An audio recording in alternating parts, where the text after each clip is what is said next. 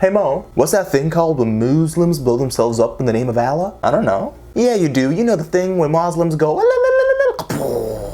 Oh, you mean jihad? Yeah, that's the one. Assalamu alaikum, what's happening everybody? Let's talk about a fun topic today. What is jihad? And no, that's not the name of my cousin. Although it might be. Anyways, that's not the point. That's not what I'm talking about. Jihad is probably one of the most misunderstood words out there. Here's what the mainstream media thinks jihad means. Continents, including Europe, where some Muslims are calling for holy war. Keith, let's start with, okay, you're calling for an American jihad. When you say jihad, what do you mean? Well, I looked it up to make sure that I was being consistent with the spirit of the word, which is a struggle against non-believers. What? Robert Spencer is the director of jihadwatch.org. He joins us today. Robert, was this guy on a jihad? Oh, I don't think there's any doubt about that whatsoever. As opposed to what many people think about jihad, including some Muslims, it is actually not a holy war. As a matter of fact, there's no such thing as a holy war in Islam. The words holy war in Arabic are actually literally translated into al-harb al-muqaddasa. Yeah. الحرب المقدسة. Say that 10 times quickly. الحرب المقدسة الحرب المقدسة الحرب المقدسة الحرب المقدسة الحرب المقدسة الحرب المقدسة الحرب المقدسة الحرب المقدسة الحرب المقدسة الحرب المقدسة. Oh my god. Yeah. No. These words are not found in the Quran, they're not found in the authentic hadith, or really anywhere else. Jihad also has nothing to do with killing infidels or beheading hostages, or pretty much anything else that's done by ISIS or a bunch of other terrorist groups, which is spoon-fed to us by the mainstream media.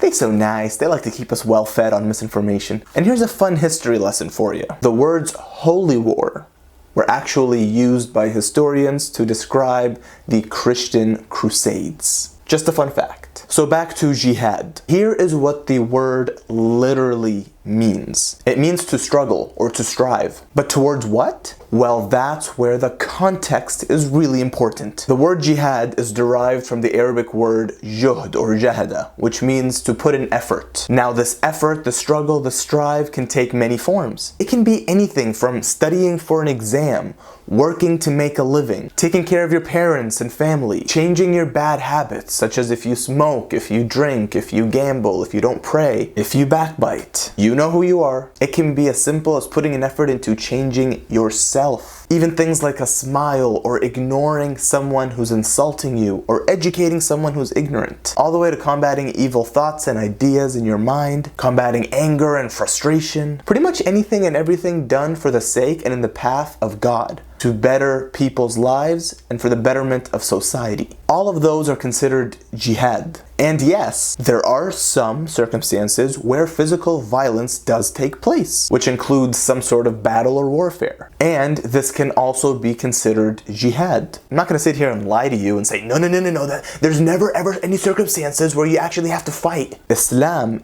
is a religion of peace, not pacifism. However, just to even take those measures and to get into whatever it is, some sort of physical violence or battle or warfare, there are many strict conditions that need to be met before any of that even happens. Not the way that ISIS and all those other people do it. And by the way, that form of jihad is not even the most important, although apparently that's the only form people know. There is a hadith or a saying of Prophet Muhammad, peace be upon him, where after the Prophet and the companions came back from one of the battles, he said, رَجَعْنَا مِنَ الْجِهَادِ الْأَصْغَرِ إِلَى الْجِهَادِ الْأَكْبَرِ. We have returned from a minor jihad and we are going towards a greater jihad. So they said, وَهَلْ هُنَاكَ جِهَادْ أَعْظَمْ مِنْ جِهَادِ الْكُفَّارِ? Is there a jihad that is greater than fighting those disbelievers, those idol worshippers, those people who oppressed us and kicked us out of our homes? Those people, is there a greater jihad than fighting them? And he said,